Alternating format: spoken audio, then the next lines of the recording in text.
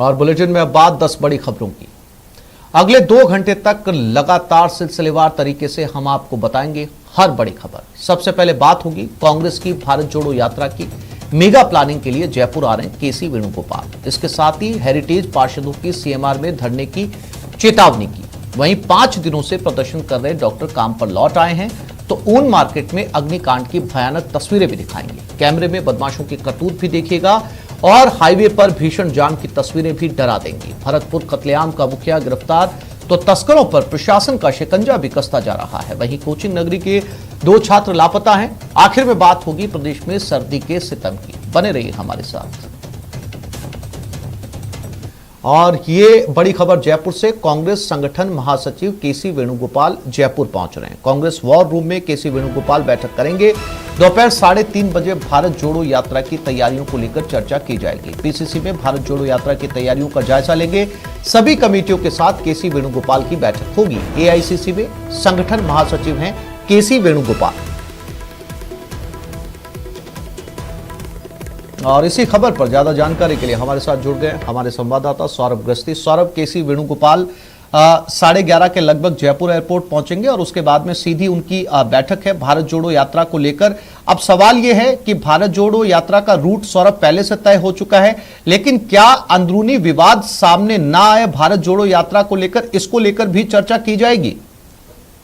बिल्कुल, देखिए आज महत्वपूर्ण बैठक इस लिहाज से क्योंकि अब ज्यादा समय जो है वो नहीं बचा है भारत जोड़ो यात्रा के राजस्थान में प्रवेश के लिहाज से। तो तमाम जो तैयारियां है उसे अंतिम रूप जो है वो आज दे दिया जाएगा। सुबह करीब 11:30 बजे बताया जा रहा है कि केसी वेणुगोपाल जो है वो जयपुर पहुंचेंगे और उसके बाद जो है वो पीसीसी में जो है वो इस पूरे मामले को लेकर बैठक जो है वो होने वाली है। लेकिन इस बैठक में जो है वो समन्वय समिति जो है वो बनाई गई है और उस समन्वय समिति के तमाम नेताओं के साथ तैयारियों को जो है वो अंतिम रूप दिया जाएगा। विवाद जो राजस्थान में चल रहा है उस पर चर्चा इस लिहाज से संभव नहीं है क्योंकि राहुल गांधी ने कल ही जो है वो स्पष्ट कर दिया है कि भारत जोड़ो यात्रा पर जो है वो इसका असर नहीं होगा। यानी उन्होंने संकेत दे दिया है कि अभी विवाद जो है वो किसी प्रकार से सामने नहीं आना चाहिए। भारत जोड़ो यात्रा जो है वो अभी निकल रही है, इस लिहाज से उस पर जो है वो बहुत कम संभावना है कि उस पर जो है वो किसी प्रकार से इस बैठक में चर्चा हो पाए। साथ ही किसी भी प्रकार के विवाद जो है वो उसको जो है वो अब हाल फिलहाल में टालने की कोशिश जो है वो केसी वेणुगोपाल जो है वो यहाँ पर करते हुए नजर आ सकते हैं और तमाम लोगों को जो लगातार बयानबाजी कर रहे हैं उनको भी ये हिदायत दी जा सकती है कि भारत जोड़ो यात्रा जब तक राजस्थान पहुंचती है और फिर राजस्थान से आगे बढ़ती है तब तक जो है वो किसी प्रकार का विवाद जो है वो आलाकमान बर्दाश्त नहीं करेगा। तो हाल फिलहाल जो है वो भारत जोड़ो यात्रा पर ही जो है वो आज चर्चा होगी और तमाम रूट समेत तमाम तैयारियां हैं उनको लेकर अंतिम रूप जो है वो दिया जाएगा। जी, चूंकि सौरभ इस चर्चा का उठना इसलिए भी इसकी संभावना है कि राहुल गांधी ने खुद अपने प्रेस वार्ता में ये कहा था, जब उनसे सवाल पूछा गया था कि जो राजस्थान में विवाद है उसको लेकर आप क्या कहेंगे, तो उन्होंने दोनों नेताओं के लिए कहा कि अशोक गहलोत और सचिन पायलट दोनों ही पार्टी के लिए एसेट्स हैं और उन्होंने भरोसा दिलाया कि राजस्थान में भारत जोड़ो यात्रा पर इस विवाद का कोई असर नहीं आएगा। राहुल गांधी के ठीक राजस्थान आने से पहले इस बयान के भी काफी राजनीतिक मायने समझे जा सकते हैं। सौरभ, आपने सही कहा, उन्होंने स्पष्ट कर दिया कि दोनों ही कांग्रेस के लिए एसेट है और लेकिन इसका भारत जोड़ो यात्रा जो विवाद राजस्थान में चल रहा है उसका भारत जोड़ो यात्रा पर किसी प्रकार का असर नहीं होगा। इससे ये समझाने की कोशिश दोनों ही नेताओं के समर्थकों को है कि हाल फिलहाल किसी भी प्रकार के बयानबाजी जो है वो आलाकमान बर्दाश्त नहीं करेगा और अभी जो तक भारत जोड़ो यात्रा निकल रही है और राजस्थान में जब पहुंचती है और उसके बाद जब यहाँ से रवाना होती है तब तक इस मामले में किसी को भी बोलने की जरूरत नहीं। जी सौरभ, जानकारी के लिए आपका धन्यवाद। और ये खबर भी जयपुर से। जयपुर में पार्षदों का धरना लगातार जारी है। हेरिटेज नगर निगम जयपुर में पार्षदों का धरना, आज के दिन और इंतजार करेंगे पार्षद। सीएमआर पर प्रदर्शन की चेतावनी दी गई है। सीएम गहलोत से भी मिलने की तैयारियां चल रही हैं।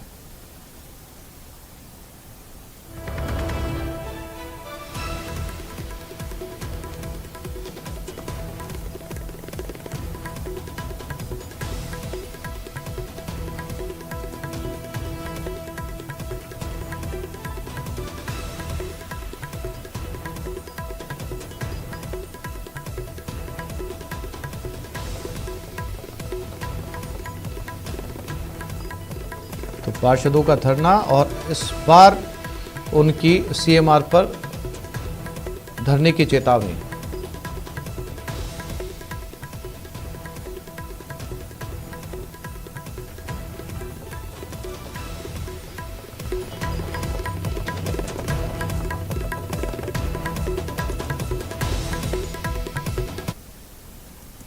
और एनआईए टीम की 4 राज्यों में ताबड़तोड़ छापेमारी इस वक्त चल रही है। गैंगस्टर लॉरेंस से पूछताछ के बाद यह कार्रवाई शुरू हुई है। 4 राज्यों की 20 लोकेशन पर छापेमारी की जा रही है। कुछ दिनों पहले लॉरेंस को दिल्ली लाया गया था। पंजाब की जेल से दिल्ली लाया गया एनआईए मुख्यालय लॉरेंस से पूछताछ के बाद सर्च ऑपरेशन चला रही है।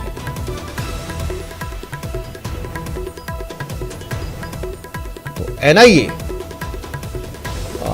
देश की महत्वपूर्ण सुरक्षा एजेंसी की 4 राज्यों के अंदर इस समय छापेमारी चल रही है। यह छापेमारी चल रही है लॉरेंस से पूछताछ के बाद।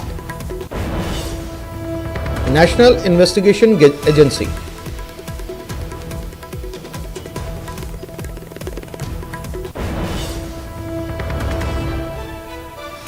लॉरेंस से पूछताछ के बाद में जो जानकारी बताई है उसके आधार पर यह कार्रवाई की जा रही है। लवली वधवा जयपुर से हमारे साथ जुड़ गए। लवली, 4 राज्यों में ताबड़तोड़ छापेमारी चल रही है और ये जानकारी उस आधार पर लॉरेंस से पूछताछ के बाद क्या कुछ लॉरेंस ने बताया, कौन से राज्यों के अंदर लवली इस समय खबर मिल रही है और क्या इसमें राजस्थान भी शामिल है? लवली,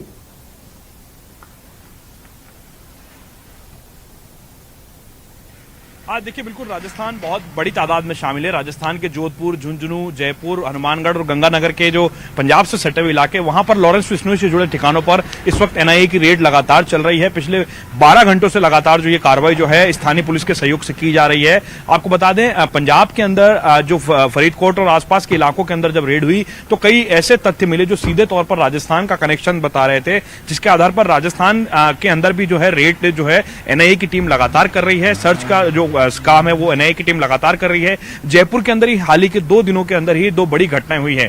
एक तो लॉरेंस बिश्नोई का जो शार्प शूटर है राज हुड्डा, जो कि फरारी के लिए जयपुर पहुंचा हुआ था, उसे जयपुर की पुलिस ने पंजाब पुलिस के सहयोग से यहां पर अरेस्ट किया हुआ है। तो ऐसे में यहां पर जिन इलाकों में वो रुका था, जहां जहां उसका मूवमेंट था, वहां पर पड़ताल की जा रही है। इसके अलावा कल एक व्यापारी को कनाडा से गोल्डी बराड़ नाम से और बिश्नोई गैंग से जो कॉल आया है बजाज नगर थाने में, जिसकी एफआईआर दर्ज हुई है, उस मामले में भी रेड जो है वो लगातार की जा रही है। एनआईए की टीमों से के मुताबिक जो जानकारी हमें मिल पा रही है राजस्थान के अंदर, वो राजस्थान के मोटे मोटे जो जिले हैं उनमें झुंझुनू का नाम बताया जा रहा है। जोधपुर, अलवर, गंगानगर, झुंझुनू, जयपुर और हरियाणा से लगते हुए जिलों के अंदर जो है लॉरेंस बिश्नोई के जो गुर्गे हैं वो सक्रिय हैं और लॉरेंस के उन तमाम लोगों पर भी कार्रवाई की जा रही है हनुमानगढ़ जिले के अंदर, जो लॉरेंस बिश्नोई का जो फंडिंग होता था, जो हवाला का या अवैध तरीके से जो पैसा होता था, उसे वहां रखा जाता था। बॉर्डर एरियाज के इन जिलों के अंदर कुछ बड़े व्यापारियों के यहां पर लॉरेंस ने अपना ठिकाना बनाया हुआ था। उन ठिकानों पर भी सर्च का जो काम है वो लगातार किया जा रहा है। हाल ही में अजमेर जेल से पंजाब लेके जाया गया था सिद्धू मूसेवाला कांड के बाद में, और एनआईए की टीम जब से लॉरेंस को दिल्ली लेकर के गई है, दिन प्रतिदिन लगातार नए खुलासे हो रहे हैं। एनआईए की ये जांच पड़ताल दूसरी बार हो रही है राजस्थान के अंदर। ऐसे में बड़ा महत्वपूर्ण बात यह है कि राजस्थान के जिन ठिकानों पर यह रेड चल रही है उन लोगों की आपराधिक पृष्ठभूमि को भी जांच किया जा रहा है। लोगों को भी ताज्जुब हो रहा है कि अड़ोस पड़ोस के इलाकों में इस तरह के लोग निकल करके आ रहे हैं जो एक अच्छे प्रतिष्ठित व्यापारी और प्रतिष्ठित लोग हैं, मगर उनके संबंध और गहरे जो तार हैं, गठबंधन है, वो लॉरेंस बिश्नोई गैंग के साथ में जुड़ा हुआ नजर आ रहा है। इस पूरे मामले को लेकर के लगातार जो है जयपुर और आसपास के इलाकों में पूरी तरह से रेड को गोपनीय रखा गया है। झुंझुनू की बात करें, अलवर की बात करें, या और जो बॉर्डर एरिया का लगा हुआ इलाका गंगानगर और हनुमानगढ़ का इलाका है, वहां पर करीब 20 से ज्यादा ठिकाने बताए जा रहे हैं जहां पर ये रेड जो है एनआईए की टीम की लगातार की जा रही है। और लॉरेंस से दिल्ली में पूछताछ के दौरान जो जो जानकारी सामने आई है उस मामले में पड़ताल की जा रही है। जो यहां पर शूटर, जो शार्प शूटर है लॉरेंस बिश्नोई गैंग का राज हुड्डा, उससे लगातार जो है यहां की जो रामनगरिया थाना पुलिस है वो पूछताछ कर रही है। पंजाब की जो पुलिस की टीम है, स्पेशल टीम, वो लगातार पूछताछ कर रही है। फिलहाल लॉरेंस के इस गुर्गे को जयपुर में रखा गया है, उससे लगातार पड़ताल की जा रही है कि वो आखिरकार किस मंसूबे को यहां पर पूरा करने के लिए, क्योंकि उसने वहां पर डेरा प्रेमी प्रदीप की हत्याकांड को अंजाम दिया था और उसके बाद में वो फरारी काटने के लिए जयपुर पहुंचा हुआ था और जगतपुरा के रामनगरिया के अंदर जो है वो फरारी काट रहा था। तो ऐसे में बड़ा महत्वपूर्ण हो जाता है राजस्थान से लॉरेंस का ये कनेक्शन, और इस कनेक्शन की वजह से जयपुर के अंदर जिस तरह से थ्रेड की घटनाएं बढ़ी है। हाल ही में जैसा कि मैंने जिक्र किया, बजाज नगर थाना इलाके के अंदर जो है एक व्यापारी को कनाडा से कॉल आता है अवैध फिरौती के लिए, वसूली के लिए, और उसके बाद में पुलिस की टीमें सक्रिय होती। लेकिन कल देर रात से जब से एनआईए की टीमें राजस्थान पहुंची है उसके बाद से लगातार अलर्ट मोड पर रखा गया है जो संबंधित इलाके की जिलों की जो पुलिस है वहां पर, और वहां के पुलिस अधीक्षकों के साथ में मिलकर के पूरी मॉनिटरिंग जो है गोपनीय तरीके से की जा रही है ताकि इस पूरी कानो कान इस कार्रवाई की खबर जो है किसी को ना लगे। लेकिन इस पूरी पड़ताल के अंदर यह महत्वपूर्ण बात सामने आई है कि कई ठिकानों पर कैश, बड़ी मात्रा में लॉरेंस के साथ में जो कनेक्शंस हैं और तमाम जो तथ्य हैं वो सामने निकल करके सामने आ रहे हैं, जिस पर एनआईए की टीमें लगातार सर्च कर रही है।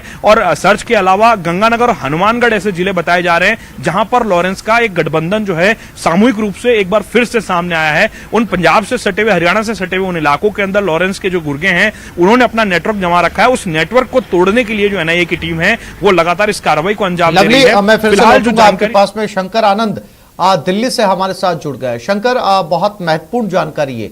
4 राज्यों के अंदर ताबड़तोड़ जो है वो कार्रवाइयां चल रही हैं एनआईए की, और ये सब कुछ हो रहा है लॉरेंस से पूछताछ के बाद। अब सवाल ये है कि राजस्थान से इसकी पुष्टि हो चुकी है। हमारे संवाददाता लवली वधवा ने बताया कि राजस्थान में बहुत ही गोपनीय तरीके से वो झुंझुनू, जोधपुर और हरियाणा से लगते हुए जिलों के अंदर ये छापेमारी की कार्रवाई की जा रही है। कौन से और राज्य हैं शंकर जहां पर यह कार्रवाई चल रही है? क्या कुछ महत्वपूर्ण जानकारियां लॉरेंस से एनआईए जुटा पाई है? और दूसरी सबसे महत्वपूर्ण बात, आज की छापेमारी के अंदर कितनी गिरफ्तारियां या कुछ गिरफ्तारियों की आशंका है? कितनी गिरफ्तारियां? देखिए, केंद्रीय जांच एजेंसी एनआईए के द्वारा जिस तरह से आज सुबह में 6 बजे सर्च ऑपरेशन को प्रारंभ किया गया, जिसमें कि राजधानी दिल्ली, हरियाणा, पंजाब, राजस्थान में इस सर्च ऑपरेशन को अंजाम दिया जा रहा है। और जिस तरह से गैंगस्टर लॉरेंस बिश्नोई की अगर बात करें तो लॉरेंस बिश्नोई के गुर्गे तकरीबन 5 राज्यों में फैले हुए हैं और तकरीबन 550 से ज्यादा उसके गुर्गे जो हैं वो माने जाते हैं, 5,500 से ज्यादा गुर्गे उसके माने जाते हैं कि अलग अलग राज्यों में फैले हुए हैं। तो पिछले कुछ समय पहले जिस तरह से भटिंडा जेल से लाया गया था, इस गैंगस्टर को लाया गया था दिल्ली, और दिल्ली में लाने के बाद एनआईए मुख्यालय में रख करके जब उससे पूछताछ की गई तो उसी पूछताछ के दौरान कई महत्वपूर्ण खुलासे हुए और उसी के आधार पर यह आज सर्च ऑपरेशन को अंजाम दिया जा रहा है।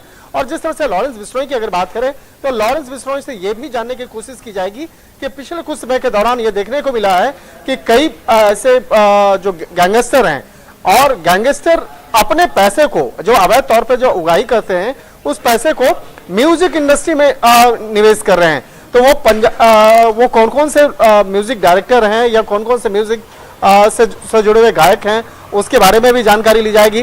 और इसके साथ साथ वो कौन कौन से लोग हैं जो इन गैंगस्टर को फंड करते हैं। तो गैंगस्टर की फंडिंग को जानना वो जांच एजेंसी के लिए बेहद महत्वपूर्ण है। लिहाजा इसी बात को ध्यान में रखते हुए आज इस सर्च ऑपरेशन को अंजाम दिया जा रहा है। और कई ऐसे जो लोग हैं जो मदद करते हैं डायरेक्ट तौर पर, इनडायरेक्ट तौर पर, उन लोगों की भी सूची बनाई गई है। तो एक तरह से कहा जा सकता है कि 4 राज्यों के 20 लोकेशन पर इस सर्च ऑपरेशन को अंजाम दिया जा रहा है। और ये search operation gangster Lawrence Bishnoi समेत दूसरे जो गैंगस्टर हैं उससे संबंधित ये सर्च ऑपरेशन है। लिहाजा इसी मामले की गंभीरता को देखते हुए आज सुबह में 6 बजे से ही सर्च ऑपरेशन को प्रारंभ किया गया। हालांकि एनआईए जब सर्च ऑपरेशन को अंजाम दे रही थी तो जब लोकेशन पे पहुंच गई उसके बाद स्थानीय पुलिस को इस मामले की जानकारी दी गई, जिससे कि वहां की कानून व्यवस्था खराब ना हो सके या जरूरत पड़ने पर वहां पर स्थानीय पुलिस को बुलाया जा सके। तो एक तरह से कह सकते हैं, चाहे पंजाब की बात करें या राजस्थान की बात करें, राजस्थान की अगर बात करें तो राजस्थान के कई बड़े गैंगस्टर वो सीधे तौर पर लॉरेंस बिश्नोई से जुड़े हुए हैं। यहां तक कि जब लॉरेंस बिश्नोई जेल के अंदर में रह रहा था उस वक्त में भी जेल के अंदर ही अपना एक साम्राज्य स्थापित किया और राजस्थान के कई गैंगस्टर सीधे तौर पर उससे जुड़े हुए हैं। यहां तक कि कई गैंगस्टर लॉरेंस बिश्नोई से मिलने के लिए जेल में भी जाते थे और जेल में रहने के दौरान लॉरेंस बिश्नोई से मुलाकात करते थे। तो एक तरह से कहा जा सकता है कि लॉरेंस बिश्नोई का नेटवर्क को ध्वस्त करने के, उसको नेस्तनाबूद करने के लिए ये तमाम कार्रवाई की जा रही है। और केंद्रीय जांच एजेंसी एनआईए के द्वारा पिछले कुछ समय पहले ही इस मामले में यूएपीए एक्ट के तहत लॉरेंस बिश्नोई के खिलाफ मामला दर्ज किया गया और उसके बाद लगातार इस मामले में कार्रवाई की जा रही है।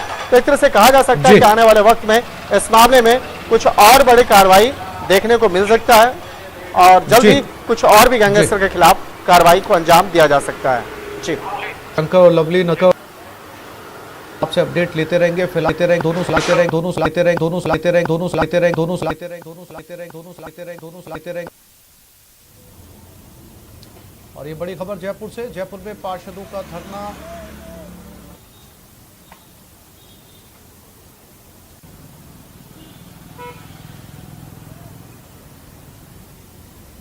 पहले तस्वीरें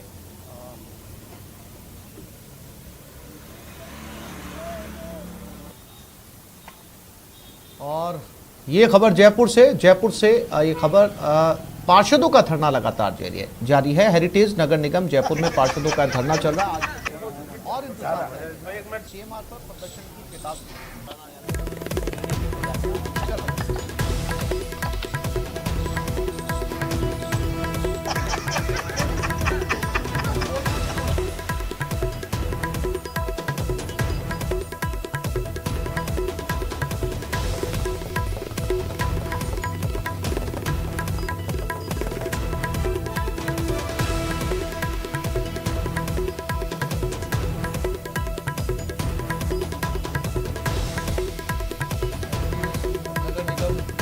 कि पार्षद यहां पर लगातार डटे हुए हैं। क्या कहा जा सकता है 5 दिन उन्हें हो चुके हैं और इनका कहना है कि अब वो सीएमआर पर जाकर प्रदर्शन करेंगे।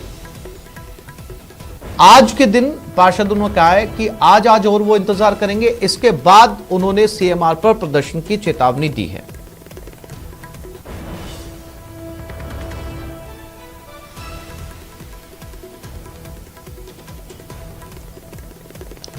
ये तस्वीरें पार्षदों की पिछले 5 दिनों से डटे हुए धरने पर।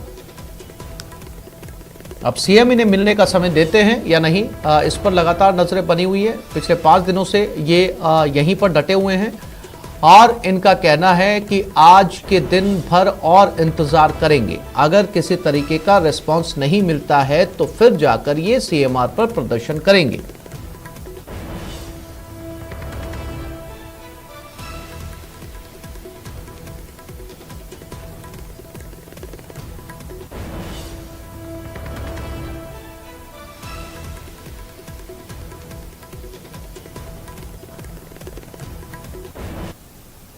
और ये खबर कोटा से। 5 दिनों से चली आ रही रेजिडेंट डॉक्टर्स की हड़ताल खत्म हो गई। आज 9 बजे अपने काम पर रेजिडेंट डॉक्टर्स लौट आए। महिला आरोपी की गिरफ्तारी के बाद हड़ताल खत्म हो गई। अस्पताल प्रशासन और रेजिडेंट्स के बीच सहमति बन गई। हड़ताल समाप्त होने के बाद मरीजों को राहत मिलनी शुरू हो गई। महिला की मौत के बाद परिजनों ने हंगामा किया था। डॉक्टर्स पर लापरवाही का आरोप लगाते हुए तोड़फोड़ की गई थी।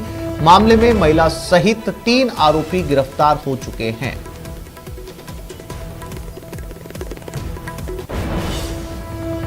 तो आज कोटा के इस सरकारी अस्पताल में रेजिडेंट डॉक्टर काम पर लौट आए हैं। पिछले कई दिनों से हड़ताल पर थे। अब अस्पताल प्रशासन और डॉक्टर्स के बीच सहमति बन गई है। 1 आरोपी महिला और 3 अन्य की गिरफ्तारी के बाद ये काम पर लौट आए हैं। इनके काम पर नहीं लौटने की वजह से हजारों मरीजों को खासी परेशानी का सामना करना पड़ रहा था। अब एक बार फिर से हॉस्पिटल अपनी पटरी पर लौट आया है।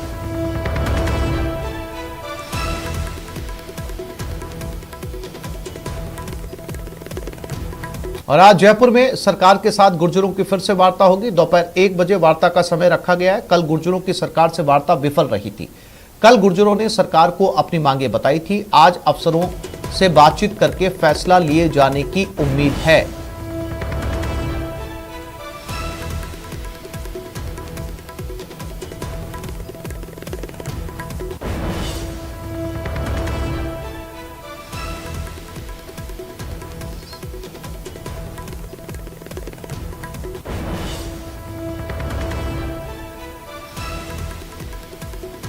और इसी खबर पर लवली एक बार फिर से हमारे साथ जुड़ गए। लवली, पहला दौर वार्ता का विफल रहा, दूसरे दौर की वार्ता आज दोपहर 1 बजे फिर शुरू होनी है। क्या लगता है किसी तरह की सहमति बन सकती है? क्योंकि भारत जोड़ो यात्रा करीब है और साफ तौर पर गुर्जरों का कहना है कि उनकी मांगे नहीं मानी गई तो भारत जोड़ो यात्रा का विरोध किया जाएगा। लवली, मेरी आवाज मिल रही है आपको? समिति की जो डिमांड्स हैं वो उस पर दोपहर 1 बजे जो है वो वार्ता होने जा रही है और दोपहर 1 बजे राजस्थान शासन सचिवालय के अंदर ये वार्ता जो है समिति कक्ष के अंदर बुलाई गई है, जिसमें कल हुई वार्ता और जो अधिकारियों को दिशा निर्देश दिए गए हैं उन दिशा निर्देशों पर कितने आदेश जारी हो सकते हैं, कितनी शिथिलताएं दी जा सकती है और कौन सी डिमांड ऐसी है जो तत्काल पूरी की जा सकती है, इस पर आज फैसला होने जा रहा है। साथ ही साथ में गुर्जर आरक्षण संघर्ष समिति आज इस बात का भी फैसला लेगी कि अगर उन्हें उनकी मांगें पूरी नहीं होती है तो उन्हें क्या आंदोलन की रणनीति को किस तरह से आगे के लिए तैयार करना है, आगे कब उन्हें आंदोलन करना है, नहीं करना है, ये तमाम चीजें जो है वो गुर्जर आरक्षण संघर्ष समिति ने अपना जो रोड मैप है वो तैयार किया है और वो वार्ता के इंतजार में है कि वार्ता जो है वो होगी और उसके बाद में क्या कुछ नतीजा रहता है। गुर्जर आरक्षण संघर्ष समिति के जो संयोजक हैं विजय बैसला, उनका ये कहना है कि सरकार अगर हमारी मांगे मानेगी तो हम यात्रा का स्वागत करेंगे और अगर मांगे नहीं मानी जाती तो हम आंदोलन की जो रणनीति हमारी तैयार है, हम राजस्थान के अंदर जब यात्रा आएगी और जब जाएगी तब से तब तक विरोध जो है वो लगातार गुर्जर समाज के लोग करेंगे। और हालांकि सरकार के मंत्री की ओर से कहा गया कल भी कि वार्ता काफी सकारात्मक रही है और सरकार जो है आज उनकी मांगों पर कोई फैसला ले सकती है। ऐसा माना जा रहा है कि 1 बजे शुरू होने वाली वार्ता काफी देर तक चलेगी और उसके बाद में देर शाम तक शायद कोई सकारात्मक नतीजा जो है वो आ सकता है, लेकिन अब वार्ता के अंदर क्या कुछ रहता है इस पर सभी की निगाहें जो है वो बनी हुई है। जी लवली, अगर इस वार्ता के मुख्य बिंदुओं की बात करें, चूंकि सारी मांगे मान पाना इतनी जल्दी भारत जोड़ो यात्रा से पहले काफी मुश्किल नजर आ रहा है, लेकिन अगर मुख्य मांगों की बात करें तो किन किन बातों पर सहमति बन सकती है जिसकी वजह से जो है वो गुर्जर ये वार्ता खत्म कर सकते हैं?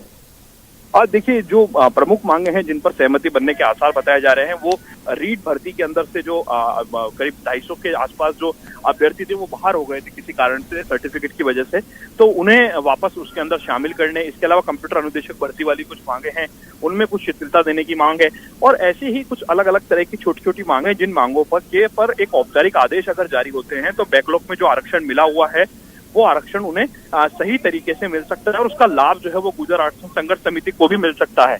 तो इसको लेकर के एक बड़ा महत्वपूर्ण रहने वाला है कि सरकार जो है वो क्या काम करे। हालांकि कल आरक्षण संघर्ष समिति के लोगों ने खासा आक्रोश जताया था कि जो वार्ता हुई है तो उस वार्ता में उन मांगों को रखा गया है जो सामान्य तौर पर जिनके आदेश जारी होने से ही उनका काम हो सकता था, मगर सुस्त अफसरशाही की वजह से वो आदेश जारी नहीं हो पाए, जिसकी वजह से गुर्जरों को सरकार के खिलाफ मोर्चा खोलना पड़ा और जिसको लेकर के सरकार के मंत्री जो थे उनमें भी आक्रोश नजर आया अधिकारियों के खिलाफ कि अधिकारियों ने इस सुस्त तरीके से काम किया, शायद उसी का खामियाजा सरकार।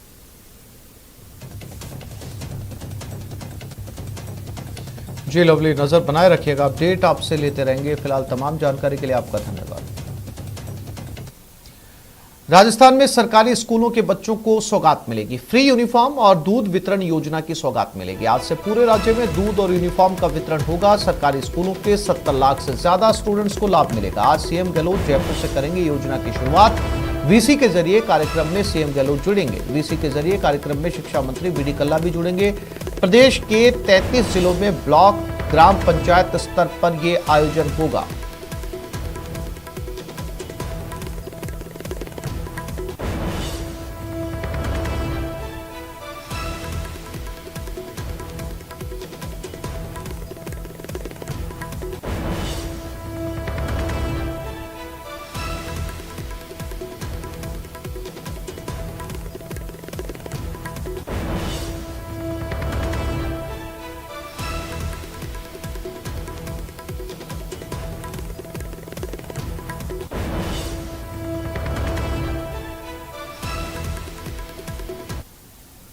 और जयपुर में जेडीए की बड़ी कार्रवाई। इकोलॉजिकल जोन में जेडीए ने कार्रवाई की। जेडीए जोन 10 जयसिंहपुरा खोर में कार्रवाई की गई है। जेडीए ने अवैध कॉलोनी को ध्वस्त किया। कृषि भूमि पर यह अवैध कॉलोनी बसाई जा रही थी।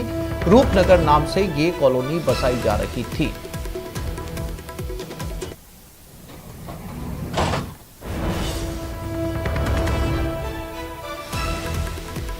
तो इकोलॉजिकल जोन में ये लगातार एक्शन जारी है जेडीए का, जिसमें ये कॉलोनी बसाई जा रही थी रूपनगर नाम से।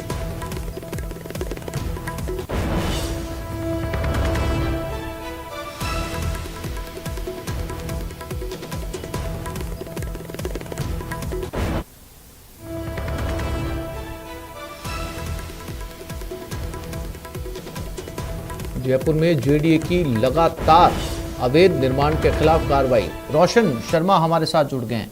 रोशन, रोज ये कार्रवाई की जा रही है, इससे पहले भी इकोलॉजिकल जोन को लेकर कार्रवाई की जा रही थी, क्या ये वही जगह है जहां पर आज भी ये कार्रवाई जारी है? आसिफ, देखिए, ये जो जेडीए जोन 10 के अंदर इकोलॉजिकल जोन है, जयसिंहपुरा खोर ये गांव है, यहाँ पर अवैध रूप से कॉलोनी बसाई जा रही थी। इस कॉलोनी के अंदर अवैध रूप से 8 विला बनाए जा रहे थे, जिसे प्रवर्तन दस्ते ने आज ध्वस्त किया है। जो आप कल कार्रवाई की बात कर रहे हैं वो कार्रवाई अलग थी, और ये आज जो कार्रवाई है वो जेडीए के प्रवर्तन दस्ते ने आज ये कार्रवाई करते हुए ये जो 8 विला है इन्हें ध्वस्त कर दिया गया है। इसी के साथ में जो अवैध कॉलोनी के अंदर जो ग्रेवल सड़क बाउंड्री वाल वगैरह बनाई गई थी उन्हें भी चिन्हित कर ध्वस्त किया जा रहा है। आसिफ, जानकारी के लिए रोशन आपका धन्यवाद।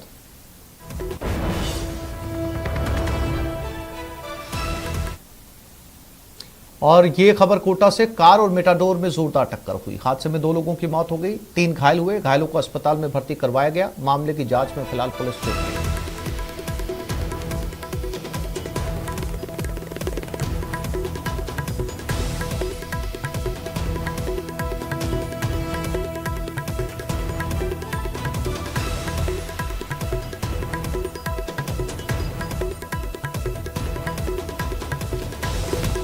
सड़क हादसा, कार और मेटाडोर में टक्कर।